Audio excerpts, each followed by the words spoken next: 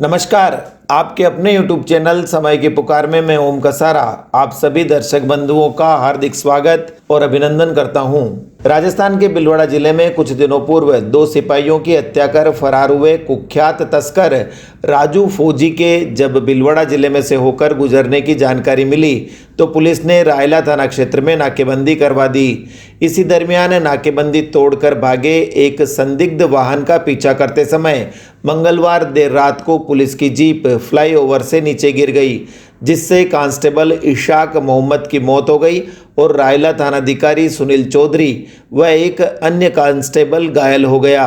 कार्यवाहक पुलिस अधीक्षक चंचल मिश्रा ने बताया कि मांडल थाना पुलिस को इनपुट मिला था कि तस्कर राजू फौजी और उसकी गैंग के साथी इस क्षेत्र से भाग रहे हैं, जिनके पास अफीम या डोडा चूरा हो सकता है। इस सूचना पर जिले के रायला समेत कई थानों को अलर्ट किया गया था। कल लगभग 7-8 बजे के पास ये इन्फॉर्मेशन थी कि जो 10 अप्रैल को हमारे 2 जवान शहीद हुए थे पुलिस मुठभेड़ में तस्करों द्वारा पीछा करने के दौरान, उसमें एक जो राजू फौजी वांटेड था उसकी इन्फॉर्मेशन मिली कि राजू फौजी इस रूट से निकलने वाला है।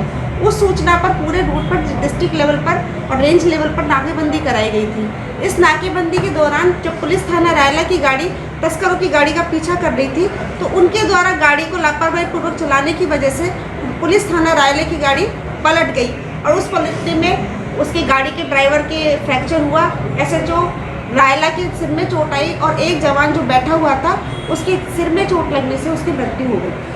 नहीं, आगे बढ़ने की बात नहीं थी। टोल नाके पे रोकने की कोशिश की गई थी, लेकिन टोल नाके पे जो उनकी गाड़ी एस्कॉर्ट कर रही थी वो निकल चुकी थी और जब एडिशनल एसपी साहब गजेंद्र जी ने उसका आगे जाके उसको रोकने की कोशिश की तो उसने कच्चे रास्ते से निकालकर वापस बैक कर ली थी और एसएचओ रायला की पोजीशन उस स्थिति में ये थी कि वो उस तरफ पीछे से थाने की तरफ से गाड़ी लेकर आ रहा था। तो उसी स्थिति में वहाँ रोकने की कोशिश की गई, तभी उन्होंने गाड़ी को क्रिस क्रॉस चढ़ाने का प्रयास करते हुए गाड़ी को गफलत से निकालने की कोशिश की तेज गति से और उसको अलग अलग कच्चे रास्ते से इसलिए निकाला ताकि गाड़ी में चारों तरफ धूल छा जाए और किसी को कुछ दिखाई नहीं दे।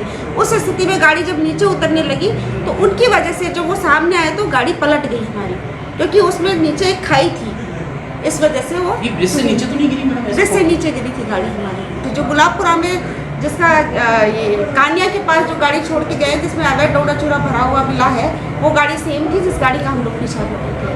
मैडम वहाँ पे फायरिंग भी हुई अपने यहाँ पे जो जवान थे वहाँ पे कानिया के पास जो विजयनगर के इलाके में है?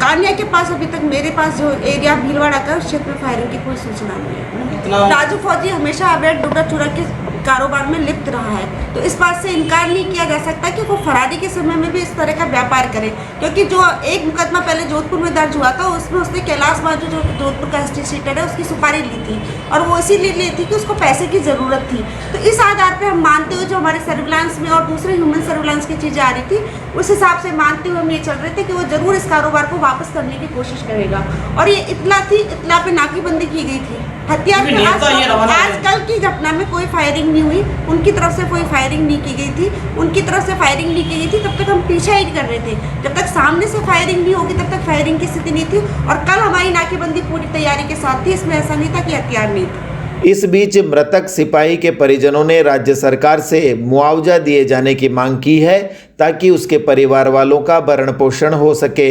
कल रात को उसकी डेथ हो गई। अब हम लोग जो है उसके मुआवजे की मांग कर रहे हैं। 50 लाख जो केस तुरंत केस जो है परिजन को मिलना चाहिए उसकी मांग कर रहे हैं और शहीद का दर्जा दिलाएं उसको और उसके जितने भी लाभ हैं शहीद के वो परिवार को मिले। वेतन और जो पीछे जो लाभकारी है उनको वो पूरा वेतन जब तक 60 साल की उम्र का जब वेतन पूरा मिले, पेंशन योजना उसको मिले, क्योंकि ऑन ड्यूटी वो डेथ हुई है, उसका मांग करते हैं हम सरकार से, प्रशासन से। यही हमारी स्थिति क्या है? परिवार की स्थिति तो बिल्कुल एकमात्र वो कमाने वाला था, पीछे एक बहन 2 बच्चे हैं, बीवी और माँ, विधवा माँ है और उसके अलावा और कोई परिवार में है नहीं।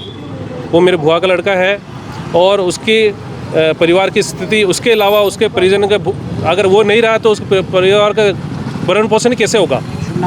मेरा नाम शब्बीर खान है, निवासी बेसकलई। तो इस बुलेटिन में इतना ही। यदि आपको पसंद आया हो तो इसे लाइक व शेयर अवश्य करें और आपके अपने YouTube चैनल समय की पुकार को सब्सक्राइब करना न भूलें। धन्यवाद। जय हिंद, जय भारत।